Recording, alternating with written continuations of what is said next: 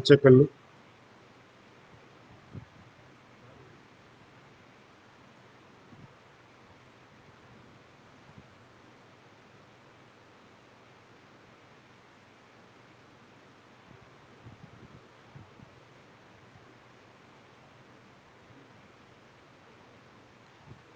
हाँ, सभी साथियों को नमस्कार।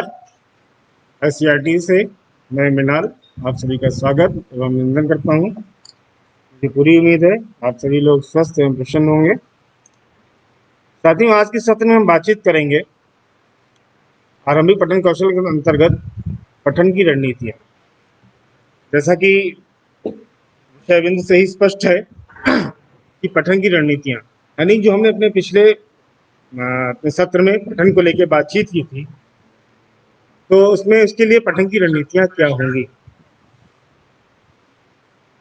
हम अपने कक्षा कक्ष की विभिन्न विविधताओं को लेकर हमने जो पठन में बातचीत की है, तो जाहिर सी बात है एक जब कक्षा में हमारे विभिन्न तरह के बच्चे हैं, विभिन्न तरह की पठन सामग्रियां हैं, तो उन विभिन्न पठन सामग्रियों का उपयोग करने के लिए हमें विभिन्न प्रकार की पठन की रणनीतियों को अपनाना होगा, जिससे कि शिक्षक और बच्चे दोनों शिक्षा अधिगम प्रक्रिया को सुचारू रूप से संचालित कर सकें। चलिए साथियों, आज बातचीत करते हैं पठन की रणनीतियों के संदर्भ में। साथियों, यहाँ पे हम बात कर रहे हैं कि जब हमने इस चीज को स्वीकारते हैं कि हर बच्चा जब विशिष्ट होता है, सीखने की क्षमता उसमें विविध तरह की अलग अलग होती है और उनका सामाजिक आर्थिक पृष्ठभूमि भी अलग अलग होता है, तो जाहिर सी बात है कि इनमें पठन कौशल के जो स्तर हैं वो भी अलग अलग ही होते हैं और इनको समझना बहुत आवश्यक है। यह कोई आवश्यक यह मतलब जब हमारे विद्यालय में बच्चे आते हैं तो हम अच्छी तरह जानते हैं कि बच्चे अच्छे से सुनना बोलना पढ़ना सुनना बोलना जानते हैं और हमको पठन कौशल पढ़ना लिखना की ओर प्रेरित करते हैं। यहाँ पे समझने वाली बात यह है कि जो भाषा वैज्ञानिक लोगों विद्वानों ने कुछ कुछ पठन के स्तर को आइडेंटिफाई किया है, चिन्हित किया है, उसमें उनके चरणों को बांटा है, उसको समझते हैं। एक तो जन्म से लेके जो कक्षा 1 में बच्चे जब प्रवेश कर रहा है हमारे विद्यालय में, एक वो चरण है जिसको नाम दिया गया है उभरती साक्षरता। उभरती साक्षरता से आशय यानी कि जो पढ़ने लिखने का एक शुरुआती दौर है, उसके अंतर्गत जो बच्चे कार्य करते हैं वहाँ पे इसको आशय लिया गया है। उभरती साक्षरता के संदर्भ में माना जाता है, अक्सर पढ़ी लिखी दुनिया में या सभ्य समाज में यही माना जाता है कि जब बच्चे विद्यालय में आए या वो आ ई ई उ भाषा के संदर्भ में, गणित के संदर्भ में 1 2 3 4 या संख्या बोलना आदि शुरू कर दें, तभी वो साक्षरता की ओर बढ़ना शुरू होते हैं। जबकि हम अपने आस पड़ोस में, अपने घर परिवार में अगर बच्चों को देखें तो 2-3 वर्ष की आयु से ही वो आकृतियों के माध्यम से पढ़ना लिखना या की ओर शुरुआती स्तर करना प्रारंभ करते हैं, या विभिन्न आकृतियों को लेकर आपसे सवाल जवाब करना करते हैं, ये क्या बना है, ये क्या है, आदि आदि। अगर उनके हाथ में कहीं से चाक, पेन, पेंसिल हाथ में आ जाता है तो आप देखिए दीवारों पे, फर्शों पे वो लिखना शुरू कर देते हैं, बंद आकृति, खुली आकृति के रूप में। तो ये सब जो चीजें हैं वो हमें ये इशारा करती है कि बच्चे पढ़ने और लिखने के लिए प्रेरित हो रहे हैं, तैयार हो रहे हैं, और जो आसपास जो भी इनके पास अलग अलग आकृतियों की, रंग की, आकार की चीजें होती हैं उसके बारे में जानना शुरू करते हैं। जो रैपर्स होते हैं उन्हें पूछना शुरू करते हैं कि ये क्या लिखा हुआ है, आदि आदि चीजें। तो कुल मिला के यहाँ उभरती साक्षरता के संदर्भ में 2-3 चीजें बड़ी मुख्य हैं जिनको हमें समझना चाहिए। एक तो जब जो भी बच्चे यहाँ पे पठन अभिनय कर रहे हैं, यानी कि जो भी उनके पास आसपास चीजें मिल पा रही हैं, कापी हो, चाहे किताब हो, चाहे अखबार हो या रैपर हो, उसको रंग आकार उलट पुलट की चीजों को देख रहे हैं, तो यानी कि एक यहाँ पे है कि वो पढ़ने का एक अभिनय कर रहे हैं या किताबों को उलटना पलटना यहाँ पे जान रहे हैं, समझ रहे हैं। दूसरा एक आता है शब्द लोगोग्राफिक पठन। बढ़ती साक्षरता के अंदर लोगोग्राफिक पठन से आशय यह है कि जब बच्चे शब्द और चित्र के माध्यम से, शब्द आकृति या कहते हैं चित्र के माध्यम से पढ़ने की ओर पढ़ने की कोशिश करते हैं। जैसे मान लीजिए किसी वस्तु को है, उस पे हम चित्र नाम लिखा होगा और उस वस्तु को हम इशारा कर रहे हैं कि ये उक्त वस्तु लिखी है। तो बच्चे उस शब्द को नहीं पढ़ पा रहे हैं, उस आकृति को पहचान पा रहे हैं, उस आकृति से पहचान पा रहे हैं कि ये क्या लिखा हुआ है और उसकी ओर वो चीज़ समझ पा रहे हैं। तो कुल मिला के यहाँ पे अगर बात करें तो एक तो लिखित पाठ को सुनकर समझना, पठन का अभिनय करना, शब्द को चित्र की तरह पढ़ना और जो प्रिंट सामग्रियां हैं, चाहे वो हमारे बहुत सी सामग्रियां हैं जिनके संदर्भ में पिछली बार बात की थी, उनके प्रति अवेयर होना, जागरूक होना, बंद खुली आकृतियां बनाना, अलग अलग तरीकों से इसमें रंग भरना, ये सब चीज हमारी उभरती साक्षरता के अंतर्गत आता है। दूसरा स्तर आता है पठन पूर्व का स्तर, यानी कि जब हमारे यहाँ हमारे विद्यालय हमारे बच्चे में हमारे बच्चे विद्यालय में प्रवेश कर रहे हैं और उनके साथ हम पाठन की क्रिया कक्षा एक के अंतर्गत कर रहे हैं।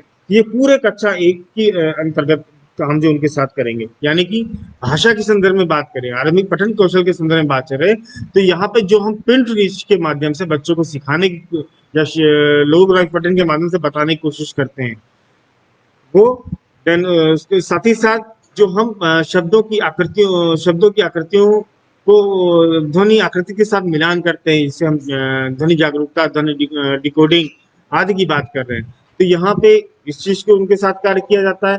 इसके साथ साथ ध्वनि आकृति संबंध के डिकोड को जब बच्चे वर्ण सीख लेते हैं तो वर्णों को मिला के सरल शब्द बनाना, उनको पढ़ना, लिखना, चित्र देखकर शब्द लिखना और सरल शब्दों को मिला मिलाकर सरल वाक्य पढ़ना, ये इतने कार्य हम पठन पूर्व स्तर के दौरान पठन पूर्व स्तर पे हम बच्चों के साथ करते हैं। तीसरा स्तर जो हमारा आता है वो कक्षा 1 और कक्षा 2, यानी कक्षा 1 का जहाँ पे हम समाप्ति है और कक्षा 2 का जहाँ हमारा प्रारंभ हो रहा है, यानी कि पठन के दौरान का स्तर ही बोला जाता है। तो साथियों, हमने पठन में दो चीजों को लेकर बहुत पिछले समय बातचीत की थी कि पढ़ने के लिए आशा है, पढ़ने के लिए आवश्यक है कि पढ़ने में बच्चे के साथ धारा प्रवाहिता हो और समझ के साथ पढ़ना हो। तो पहला स्तर जो है धारा समझ के साथ पढ़ना तभी संभव हो पाएगा जब धारा बच्चे के पास धारा प्रवाह होगा। धारा प्रवाह से आशय यानी कि शुद्ध उच्चारण, शुद्ध गति और हाव भाव के साथ पढ़ना। जब साथियों पठन पूर्व स्तर पर बच्चे सरल शब्दों को मिला मिला के सरल वाक्य पढ़ने का अभ्यास शुरू कर देते हैं, तो यानी कि हम जब यहाँ पे इस दौरान में पठन के दौरान बच्चों के साथ कुछ मात्राओं पे 1 से 2, 3, 4 मात्राओं पे ज्यादा से ज्यादा काम करते हैं, जिससे बच्चे जो भी वाक्य आ रहे हैं उसमें मात्रिक, अमात्रिक सभी प्रकार के शब्दों को पढ़ने शुरू कर दें, जिससे उनकी फ्लुएंसी, धारा प्रवाहिता में गति आए। गति आएगी तभी वो गति के साथ साथ उच्चारण आएगा, तभी उनके साथ समझ पढ़ना की ओर वो अग्रसित हो पाएंगे। तो इस दौरान बच्चे नए नए शब्द सीख रहे होते हैं, उनका वाक्य प्रयोग कर रहे होते हैं और धारा प्रवाह की ओर बढ़ रहे होते हैं। तीसरा जो आखिरी स्तर आ रहा है यहाँ पे, वो है पठन में कुशलता का स्तर। हम सब चाहते हैं कि हमारे बच्चे अच्छे से पढ़ें। जो भी क्लास 4-5 का स्तर है, कक्षा 4-5 का स्तर है, वहां तक आते आते बच्चे की धारा प्रवाह समझ के साथ पढ़ना शामिल कर समझ के साथ पढ़ना शुरू कर दें। तो साथियों, आपको ध्यान होगा जैसे हम धारा प्रवाह पढ़ने में शुद्ध उच्चारण की बात करते हैं, शुद्ध हाव भाव की बात करते हैं और शुद्ध गति की बात करते हैं, तो हम समझ के पढ़ने के अंतर्गत कुछ मानसिक क्रियाओं की हमने बात की थी, जैसे अनुमान लगाना, जो पढ़ा है उसका निष्कर्ष निकालना, जो भी इसमें पात्र आए, पात्रों को अपने से तुलना कर पाना आदि कई तरह की मानसिक क्रियाएं होती हैं। उन मानसिक क्रियाओं के साथ जो भी हमने धारा प्रवाह के साथ चीजें पढ़ी हैं उनको वो जोड़ पाए। तो ये हमारा पठन कुशलता का स्तर होता है। इसको एक ग्राफ के माध्यम से भी या चित्र के माध्यम से भी समझने की कोशिश करते हैं। तो ये देखिए, जो पठन पूर्व स्तर है, पठन के दौरान का स्तर हमारे कक्षा 1 का स्तर है, यानी कि हम पठन पूर्व स्तर हमारा पूरी तरह से कक्षा 1 का स्तर होता है, और जो कक्षा 2 का जो शुरुआती हमारा क्षणिक कार्य होता है वो हमारा पठन के दौरान का आंशिक भाग है। देन उसके बाद कक्षा 2 में हमारा पूरा चलता है पठन के दौरान का स्तर। पठन के दौरान का स्तर जो है वो हमारा कक्षा 2 का पूरी तरह पार्ट है। देन उसके बाद कक्षा 3 का में हमारा पठन के दौरान पठन का कुशलता का स्तर एक साथ चलता है। यहाँ पे हम पठन कुशलता की ओर आगे आगे बढ़ते हैं। 4-5 में हमारा पूरी तरीके से पठन में कुशलता का स्तर होना चाहिए, और वो हमने अपने पिछले सत्र में के माध्यम से बातचीत की, हम किस प्रकार समझ के पढ़ने को हम यहाँ पे बात कर रहे हैं। तो पठन में कुशलता का स्तर धारा प्रवाह के साथ समझ के साथ पढ़ना है। अब हम बात करते हैं, जब हमने इस चीज को स्वीकार कर लिया कि बच्चों में विविध तरह की पढ़ने की गतियां होती हैं, विविध तरह के पठन के स्तर होते हैं, तो साथियों हमें ये भी समझना होगा कि हमें बच्चों के साथ जो भी रणनीतियां हम अपना रहे हैं, उन रणनीतियों में भी अलग अलग तरह की विविधता होगी। आप इस चित्र के माध्यम से भी समझ रहे होंगे कि यहाँ पे 4 चित्र सामने रखे गए हैं, तो जो हमें साफ इशारा करते हैं कि पठन से कुछ जो रणनीतियां हम इस्तेमाल कर रहे हैं, उन रणनीतियों में कुछ विविधता होगी। आइए साथियों, उस रणनीतियों को समझने की कोशिश करते हैं कि वो रणनीतियां क्या होंगी। जैसा कि आप पहले चित्र में देख रहे हैं कि एक शिक्षिका अपने बच्चों को एक उचित बैठक व्यवस्था के साथ पठन पाठन का कार्य कर रही हैं। दूसरा चीज, बच्चे कुछ जोड़े में कर रहे हैं। तीसरे में बच्चे कुछ आपस में कर रहे हैं, बीच में शिक्षक भी उनकी कुछ मदद कर रहे हैं।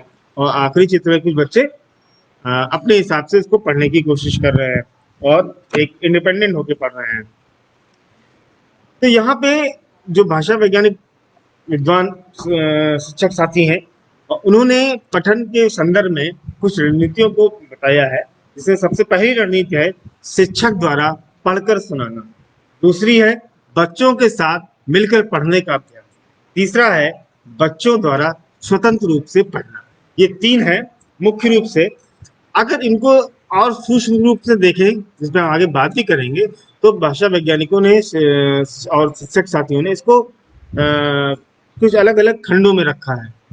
तो जैसे शिक्षक द्वारा पढ़ के सुनाना के अंतर्गत बात की जाती है पढ़कर सुनाना और संवाद सहित पढ़ के सुनाना। दोनों में बहुत जरा सा अंतर है, उसको हम अभी बातचीत भी करेंगे। जब बात करते हैं बच्चों के साथ मिलकर पढ़ने का अभ्यास, उसमें हम 4 तरह की रणनीतियां अपनाते हैं। एक तो साझा पठन, दूसरा संवेद पठन, तीसरा मार्गदर्शन युक्त पठन, चौथा जोड़ों में पढ़ना। जो हमारा आखिरी स्तर है, जहाँ पे हम बात कर रहे हैं पठन में कुशलता का स्तर, जो हमने बातचीत की थी, यहाँ पे हमारी जो रणनीति होनी चाहिए, वो स्वतंत्र रूप से बच्चे वहाँ पे पढ़ सके, यहाँ बेरोक टोक होके बिना शिक्षक की मदद से बच्चे पढ़ सके। तो आइए साथियों बात करते हैं पढ़कर समझना। पढ़कर समझने में यहाँ पे हम एक बच्चों के सामने अपनी इस प्रकार की प्रस्तुति करते हैं। ये इस प्रकार की एक आदर्श प्रस्तुति होती है जहाँ बच्चे ये देख सकें कि हम किस शिक्षक के किस प्रकार पढ़ा जाता है, पढ़ने के लिए किस प्रकार की धारा प्रवाहिता आनी चाहिए, कहाँ पे हम रुकते हैं, कहाँ पे हम आरोह अवरोह की जो बात कर रहे हैं वो साफ होता है। जैसे उदाहरण के तौर पे हम कोई भी कविता कहानी ले रहे हैं, हमने कहानी कोई ली है। अब जब शिक्षक साथी इसको एक आदर्श प्रस्तुति कर रहे हैं, तो एक तो किताब को लेके पढ़ना, और साथ ही साथ किताब में जो भी घटनाएं, जिस कहानी में जिस तरह घटनाएं घट रही हैं आरोह अवरोह को, उस हिसाब से उनके चेहरे पे भाव आना। जैसे कहानी में कोई शब्द आया या कोई वाक्य आया, कोई घटना ऐसी हुई जहाँ पे दुख का भाव है, तो हमारे चेहरे के भाव में, हमारी आवाज के उतार में भी वो दुख का भाव झलकता है। हम खुश होते हैं तो चहकते हैं, तो हमारी बात में भी, हमारी बोलचाल में भी, वो हमारे चेहरे में भी साफ झलके कि वो खुशी का भाव। कहानी में कुछ इस तरह की चीजें आती हैं जब हम शांत, उदास, कुछ चिंतित होते हैं, तो वो हमारे चेहरे के भाव में ही बच्चों को साफ परिलक्षित हो। तो यहाँ पे एक पूरी एक आदर्श प्रस्तुति हो रही है। तीसरी चीज यहाँ पे बात आ रही थी पढ़कर सुनाना। पढ़कर सुनाने से आशय यहाँ पे या सिर्फ इतना है कि जब भी हम बच्चों के साथ कोई कविता कहानी उनके साथ हम पढ़ के सुना रहे हैं, तो उसके साथ साथ उनके साथ हम संवाद कर रहे हैं। संवाद किस तरीके से कि जैसे हमने कहानी बच्चों के साथ सुना रहे हैं, तो कहानी किसकी है, कहानी की किताब है, उसके शीर्षक क्या है, यानी कि कहानी सुनाने से पहले किस पर बातचीत कर रहे हैं, कहानी सुनाने के दौरान बातचीत कर रहे हैं, कहानी सुनाने के बाद उनसे हम संवाद स्थापित कर रहे हैं कहानी को लेके। तो ये संवाद सहित पढ़कर सुनाना है। और विभिन्न शोधों में इस चीज को शोधों में यह बात निकल के आई है कि जब हम बच्चों के साथ पढ़कर सुनाने वाला संवाद सहित पढ़कर सुनाना कार्य करते हैं, तो बच्चों में पढ़ने की जो ललक होती है वो ज्यादा तेजी से पनपती है। जो हम पढ़ के सुनाने वाला काम करते हैं, वो हम पढ़ के सुनाना के तहत हम बच्चों में यह तो कर सकते हैं कि किताबों के प्रति उनकी जो एक किताब में क्या लिखा है, एक जिज्ञासा को बनाना या किताबों के प्रति उनको अवेयर करना, हम वो कर सकते हैं। लेकिन अगर हम इसके और ऊपर हिस्से के चले, आगे के हिस्से जहाँ हम बात करते हैं समझ की बात, समझ कर पढ़ना, वो यहाँ इसके अंतर्गत हम कर पाते हैं संवाद सहित पढ़ने। अब जब बात करते हैं कि संवाद सहित में हम जैसे मान लिया हमने यहाँ पे उदाहरण लिया है कहानी को लेके, तो कहानी सुनाने से पहले हम क्या करेंगे, कहानी सुनाने के दौरान क्या करेंगे, कहानी सुनाने के बाद क्या करेंगे। जो कोई कहानी किताब हम बच्चों के साथ पढ़ रहे हैं, तो सबसे पहले हम जो भी बच्चों के साथ कहानी की किताब लेके चल रहे हैं, तो उन कहानी की किताब में हम बच्चों से बातचीत करें कि कहानी में क्या लिखा हुआ है, इसका मुख्य पृष्ठ कैसा दिख रहा है, कैसा चित्र है, चित्र पे कौन कौन सी आकृतियां बनी है।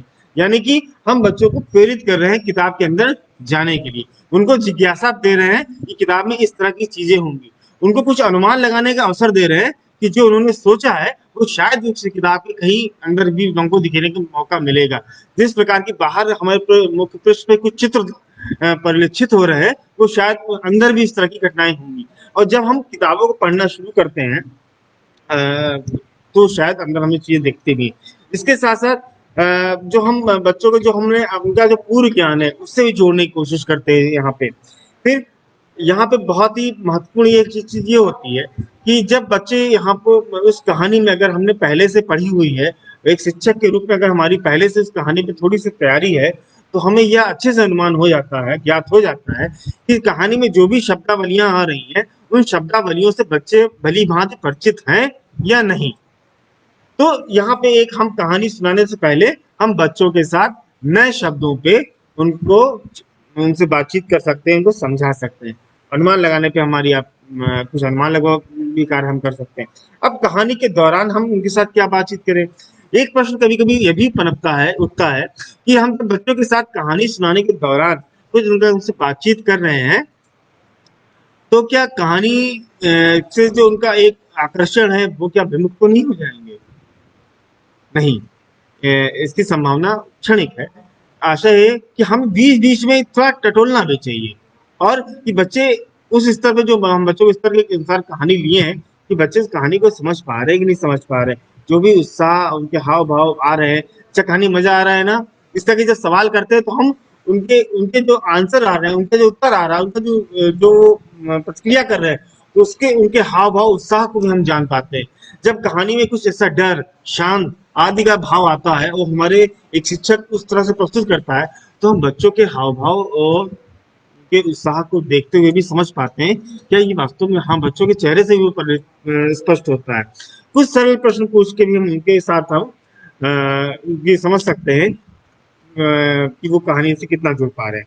कहानी के बाद हमारा सबसे महत्वपूर्ण होता है कहानी के बाद कि हम ये बच्चे कहानी को कितना आनंद ले पाए। सबसे मुख्य उद्देश्य तो पहला बच्चों का कहानी सुनाने के दौरान यही हमारा पढ़ के रहा है कि जो भी हमने कहानी पढ़ी है उनके साथ वो बच्चे उसका आनंद ले पा रहे हैं कि नहीं ले पा रहे हैं। सबसे मुख्य बच्चे खुशी खुशी उसका आनंद ले पाए। फिर जो भी कहानी में पात्र आए हैं, घटनाएं हैं, क्या उन घटनाओं को समझ पा रहे हैं, क्या जो भी कहानी में घटनाएं घटी है उनको क्रम से जोड़ पा रहे हैं, जो घटनाएं घटित हुई हैं उनको अपने आस परिवेश के दैनिक घटनाओं से कुछ जोड़ पा रहे हैं, जो हमारे आस परिवेश उनके परिवेश में माहौल है उससे कुछ वो जोड़ के प्रश्न बना पा रहे हैं। तो ये जो चीजें हैं आपको बच्चों को एक जो इनकी चिंतन प्रक्रिया है उसको थोड़ा मजबूत करने में हमारी मदद करेगी। इसके बाद आती बात जो हम बच्चों के साथ मिलकर पढ़ने की बात करते हैं, यहाँ पे सबसे मुख्य आता है साझा पठन।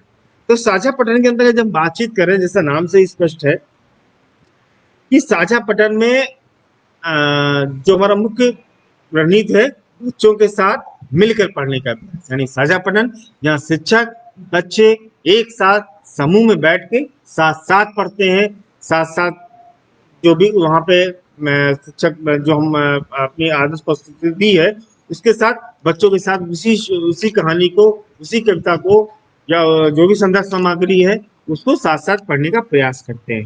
तो यहाँ शिक्षक पढ़ने से पहले बच्चों के साथ पाठ्य कुछ जो हमने पहले पढ़ा है, बातचीत हमने की है, करने बेहतर होता है। साझा पठन में शिक्षक बच्चे एक साथ साथ पढ़ते हैं, यह भी बिल्कुल स्पष्ट है।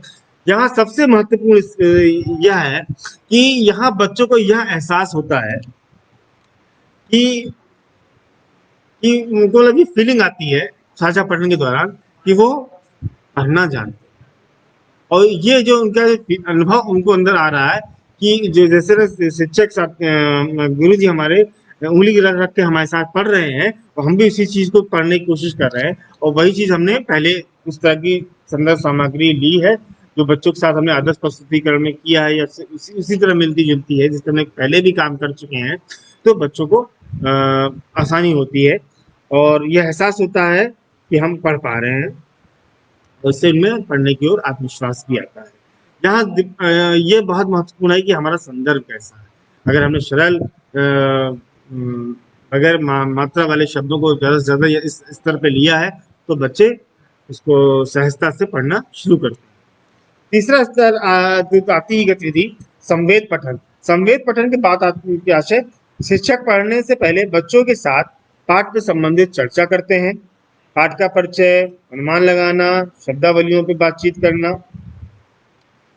और जो प्रभावपूर्ण कैसे पढ़ते हैं इसको यहाँ पे बताते हैं।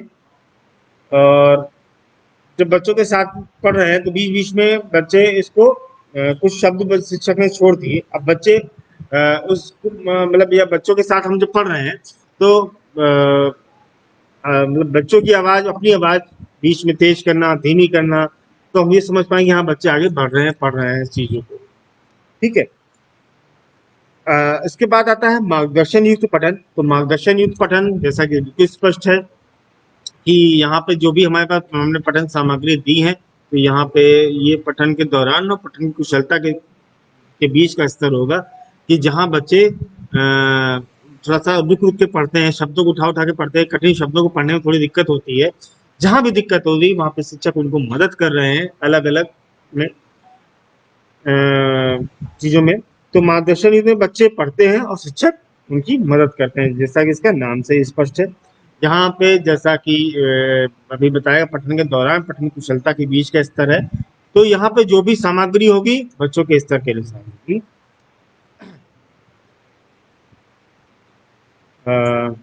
अगला जो स्तर आता है जोड़ों में पढ़ना। जोड़ों में पढ़ना यहाँ पे आशय है कि हम दो दो बच्चों के पेयर बना के दो दो बच्चों के जोड़े बना के उनको पढ़ने का आपस में अनुभव देते हैं। यानी कि मैं मृणाल, मेरा साथी श्यामल है तो श्यामल पढ़ रहा है, मृणाल सुन रहा है, मृणाल पढ़ रहा है तो श्यामल चीजों को सुन रहा है। इस रणनीति के अंतर्गत जो भी हम बच्चे पाठ लेते हैं तो स्तर के अनुसार भी लेते हैं बच्चों को। अगला आता है स्वतंत्र रूप से पढ़ना। स्वतंत्र रूप से जब भी पढ़ने की बात करते हैं तो यहाँ पे हमारा मेन अंतिम लक्ष्य यही है कि बच्चे स्वतंत्र रूप से इस चीज को पढ़ सकें और अपने मनपसंद की किताबों को देखें, पढ़ें और कुशल पाठक जो बच्चों को बनाना है तो स्वतंत्र रूप से इनको पढ़ने के हमें अवसर देने होंगे। और ये पठन की कुशलता का हमारा एक संकेत कह लें स्तर है। अगली बात आती है जब हमारी इस तरह की मुख्य रूप से कह लें हमारी 6-7 रणनीतियां हैं जिन पे हम काम करते हैं बच्चों के अंतर्गत। तो हमने जब पठन की रणनीतियों में विविधता देख ली, इस चीज को भी स्वीकार लिया कि पठन की रणनीतियों में विविध तरीके होते हैं, बच्चों के स्तर विभिन्न तरीके होते हैं, तो जाहिर सी बात है हमें बच्चों को अलग अलग तरीके से हाँ साथियों जो अभी इस बिंदु में बातचीत की है तो इसको इसके साथ समझने की कोशिश करते हैं कि हमारी भूमिका किस प्रकार से है शिक्षक की और बच्चों की। तो यहाँ पे जो आदर्श प्रस्तुतिकरण हम कर रहे हैं यानी कि इसमें हमारी भूमिका है मुख्य रूप से और धीरे धीरे हमारा जो प्रभाव है या हमारा सहयोग है बच्चों में, धीरे धीरे हम बच्चों की ओर उस चीज को रखते जाएंगे। यानी बच्चों की भूमिका बढ़ती जाएगी, हमारी भूमिका धीरे धीरे पठन स्तर में कम होती जाएगी। जब हम इन पिछली जो बताई गई रणनीतियां हमारी मुख्य रूप से 6 रणनीतियां, उन रणनीतियों को हम अगर वो पालन करेंगे अपनी कक्षा कक्ष की विविधताओं को ध्यान में रखते हुए तो वहां बच्चों की भागीदारी हमें अंतिम रूप से बढ़ानी ही है अगर हमें उनको कुशल पाठक की ओर ले जाना है तो। अब सवाल ये आता है कि पठन का कोना, मतलब पठन के कोने से आशय यहाँ पे है कि एक हमारे पास ऐसा एक जगह हो हमारी कक्षा में जहाँ बच्चों को स्वतंत्र रूप से पढ़ने का अवसर मिल पाए, जहाँ बच्चों को कहानी पढ़कर सुनाना और चर्चा हो सके, पढ़ी गई कहानी है उनको रोल पे वो नाटक कर सकें, शिक्षक बच्चों द्वारा मौखिक रूप से कहानी सुनाना हो और कहानी पे का लेखन संबंधी का। तो यहाँ बच्चों द्वारा स्वतंत्र पठन से आशय है, यहाँ पे एक इस चीज की बात भी 1 मिनट कर लेते हैं कि आखिर इसकी आवश्यकता ही क्यों है। साथियों आप जानते हैं, हम जानते हैं अच्छी तरीके से इस चीज को कि बच्चों के पास एक पठन सामग्री के रूप में हमारे पास सिर्फ और सिर्फ उनकी एक अभ्यास पुस्तिका और हमारी पाठ्य पुस्तक होती है। और हमारे जो जिस परिवेश से बच्चे आते हैं वहाँ पे इस तरह का माहौल बहुत सीमित या कहें ना के बराबर ही होता है कि उनको अलग अलग ढंग से कुछ पठन सामग्रियां उनको हम या उनको उनके पास उपलब्ध हो पाए। उनके पास इसका सीमित अवसर होता है, उनके पास सीमित संसाधन होते हैं। और तो यहाँ पे हमारे विद्यालय में हमारी कक्षा में इस तरह की जो भी सामग्रियां हैं अधिक से अधिक हो, जिससे हम बच्चों को इस प्रकार की गतिविधियां बच्चों के साथ करा सकें। तो स्वतंत्र रूप से पढ़ने का आशय ये है कि जब पठन कोने में अलग अलग स्तर की कुछ कहानी किताबें या पुस्तकें रखी हों, जहाँ बच्चे अपने स्तर के अनुसार अपने मन से किताबों का चयन कर सकें, अपने हिसाब से किताबों को उलट पुलट के देख सकें। जो बच्चे पढ़ना भी नहीं जानते हैं वो किताब को उलट पुलट के देखें, कैसे खोली जाती है देखें। यहाँ पे एक चीज सबसे बड़ी मुख्य चीज है कि यहाँ पे खाली किताबों को पठन को आरंभिक स्तर बात कर रहे हैं, जब ये खाली किताबों को पढ़ने को लेके बात नहीं है। अब ये देखिए कि यहाँ पे बच्चे किताबें एक जगह से उठाना, एक जगह से रखना, उसी स्थान पे रखना, ये धीरे धीरे सीखते हैं, लेकिन सीखते हैं बशर्ते उनको यह अवसर दिया जाए।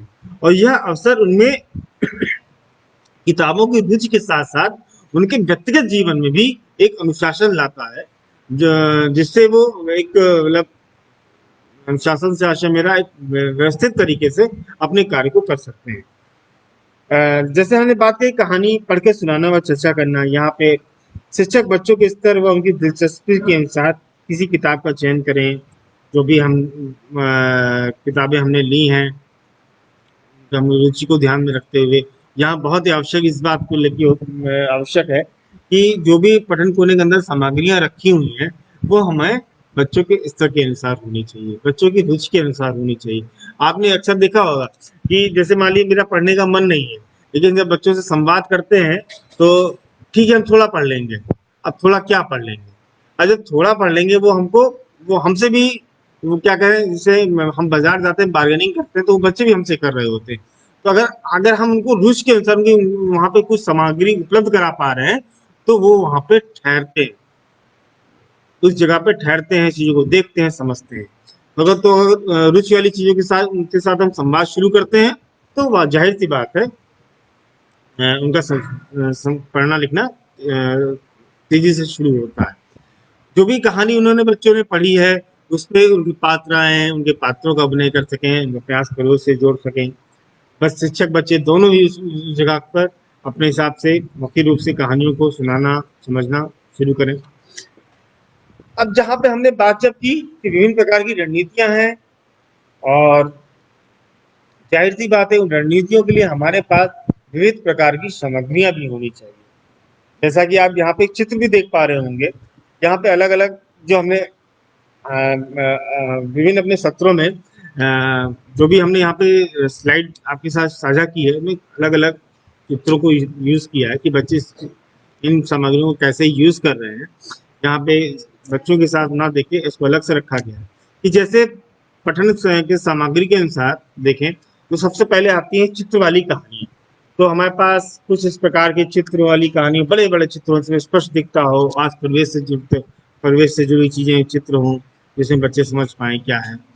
डिकोडिंग योग्य कार्ड कविता कहानी के चार्ट किताब कुछ इस तरह के चार्ट हों जिनमें मात्रिक बगैर मात्रा वाले शब्द जिनका हम डिकोडिंग में उपयोग ध्वनि आकृति पहचान में कर सकें, धारा प्रवाह के पढ़ने में कर सकें, पठन कुशलता के दौरान कर सकें।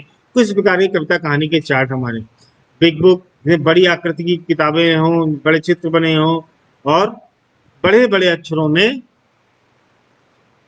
एक दो वाक्य लिखे हों तो बिग बुक हमारे शब्द चित्र कार्ड, एक्शन कार्ड, सरल कहानी किताबें, विभिन्न परिवेश और व्यवसाय से जुड़ी हुई चीजें, हमारे विभिन्न जो हम अभ्यास पत्रक बच्चों के लिए जो अपने उनको पढ़ने के अवसर या लिखने के अवसर देते हैं तो उनमें हम जो अभ्यास पत्रक बच्चों के लिए बनाते हैं, वो अभ्यास पत्रक भी हमारे यहाँ पे शामिल हो सकते हैं। तो हमारी पाठ्य पुस्तक वो अभ्यास पुस्तक तो है ही।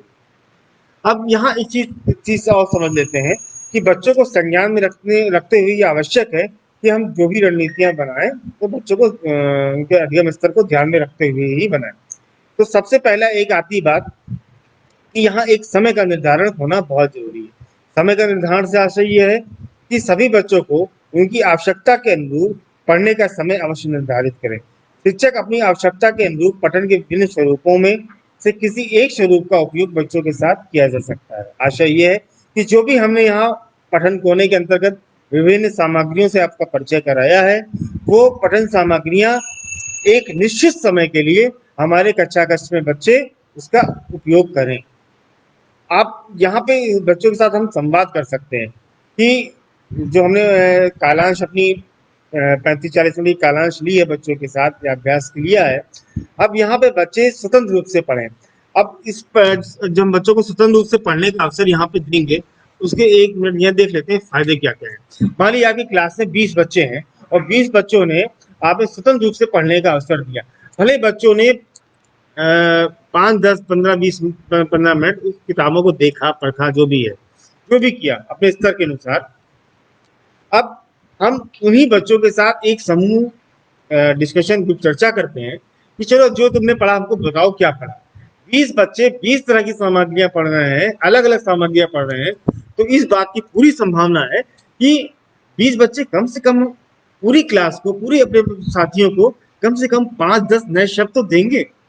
अब हमारी जिम्मेदारी बनती है कि उन 5 या 10 तरह के जो नए शब्द हमारे बीच आए हैं, बच्चों के बीच आए हैं, जो बच्चों ने पहली बार उनको बोलने में उपयोग किया है, हाँ बहुत पहले था लेकिन बोला आज है, पढ़ा आज जब जैसे ही पढ़ा हो उसको, लेकिन यह भले चित्र देख के उन्होंने समझा हो उस चीज को, लेकिन आज अगर उन्होंने 5 नए शब्द हम पूरी क्लास को दिए हैं मिलके, तो हम उसको शब्द दीवार पे ले जाएं, शब्द वाक्यों प्रयोग में ले जाएं और अलग अलग तरीकों से उसका उपयोग करें, जिससे बच्चे अलग अलग संदर्भों का में उसका उपयोग करना सीख पाए और एक स्थायित्व उन शब्दों को लेकर बच्चों को दृढ़ता आ सके। फिर दूसरा, जब हमने पठन पूर्व के स्तर की बात करते हैं तो उसमें हम कौन सी रणनीतियां अपनाएं, पहला ये बात है।